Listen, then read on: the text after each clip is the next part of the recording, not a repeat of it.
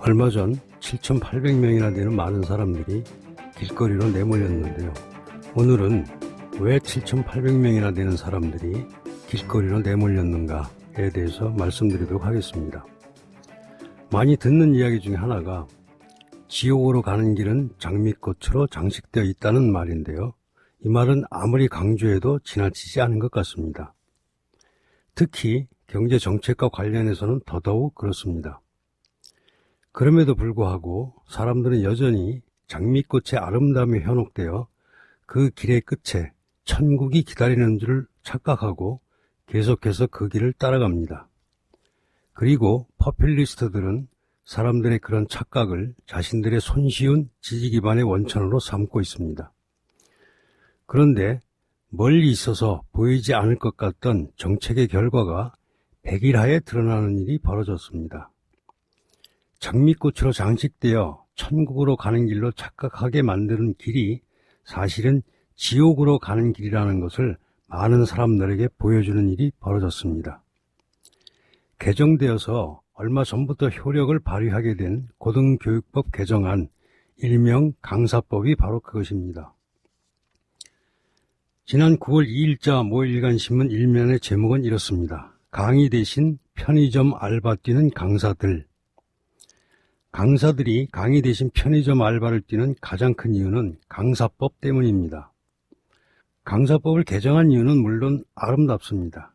즉, 대학 강사의 고용 안정과 처우 개선 등 그럴듯합니다. 이를 위해서 대학은 강사를 임명하게 되면 1년 이상 임용해야 하고 3년 동안 재임용 절차를 보장해야 하며 퇴직금 지급과 4대 보험 가입도 의무적으로 해야만 합니다. 당연히 대학 측이 부담해야 하는 인건비가 늘고 강사의 임용과 해임 그리고 운영의 자유가 크게 제한될 수밖에 없습니다. 대학의 부담을 늘리고 자유를 제한하는 강사법의 여파는 시장에 대한 규제가 시장에서 어떤 반응을 불러오는지 여실히 보여주고 있습니다. 우선 대학들은 비용 부담을 줄이기 위해 강사 숫자를 줄이는 방향으로 대응하고 있습니다. 2018년 1학기 58,546명이던 강사가 2019년 1학기에는 46,925명으로 약 11,600여 명, 즉 5분의 1이나 줄어들었습니다. 두 번째, 각 대학은 꼭 필요한 최소한의 인원은 4대 보험금과 퇴직금을 지급할 필요가 없는 등 상대적으로 규제가 덜하고 따라서 상대적으로 부담이 덜한 겸임교수 제도 등을 통해 충원했습니다. 2018년에 비해 2019년 겸임교원의 수는 약 4,400여 명 증가했습니다. 강사 자리를 구하지 못했던 11,600여 명 중에서 일부는 이런 식으로나마 다시 강의를 할 수 있게 된 것입니다. 이들을 제외한 약 7,800여 명의 강사들은 그야말로 하루아침에 거리로 나앉게 된 것입니다. 우리가 현재 보고 있는 강사법의 이런 폐해가 보이지 않는 결과들의 전부라고 생각하면 큰 오산입니다. 우리가 현재 우연히 볼 수 있게 된 강사법의 폐해는 극히 일부분에 불과합니다. 예를 들어 강사법은 중장기적으로 우리나라 대학들에서 수업의 질과 경쟁력을 낮추고 그것은 고스란히 대학생들의 경쟁력 저하로 이어질 것입니다. 그리고 대학과 대학생의 이런 경쟁력 하락은 우리 경제 전체의 경쟁력 하락 등 또 다른 폐해로 이어질 것입니다. 그래서 자유주의 학자인 바스티아는 이미 170여 년 전부터 정책에는 보이는 결과와 보이지 않는 결과가 있음을 지적하면서 보이지 않는 것에 주목하라고 강력 경고했었습니다.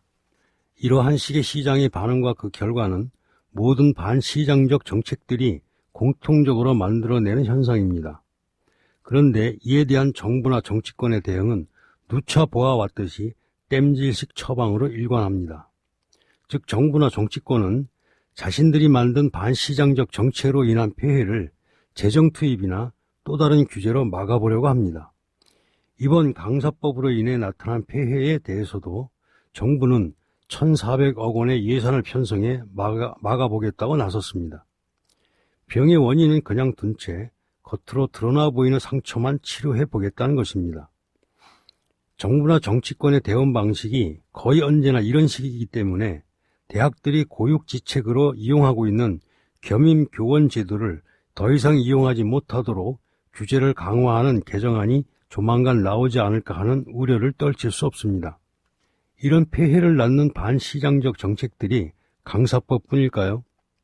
이제는 그 부작용이 어느 정도 알려져 있지만 최저임금제도나 근로시간 단축 등도 강사법이 보이는 부작용을 고스란히 보여주고 있으며 또 앞으로 보여줄 것입니다. 반시장 정책의 본질이 무엇인지를 백일하에 드러낸 강사법을 즉각 철회하는 것은 물론이거니와 나아가 최저임금, 근로시간 단축 등 장미꽃으로 장식되어 있는 반시장 정책과 규제들을 철폐하는 작업에 적극 나서야 합니다. 정책의 실패를 솔직히 인정하고 그 방향을 바꿀 수 있는 용기는 아무나 낼 수 있는 용기가 아닙니다. 시장경제중심 자유기업원